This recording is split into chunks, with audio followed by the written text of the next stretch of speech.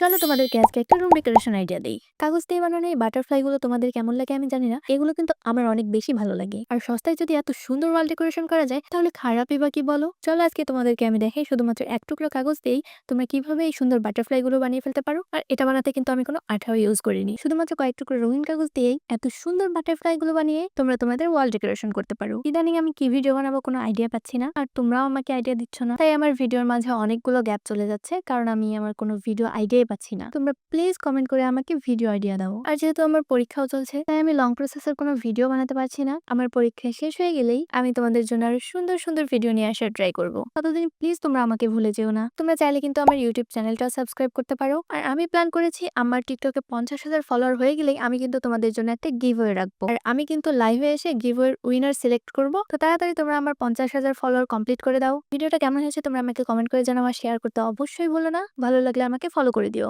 Tata.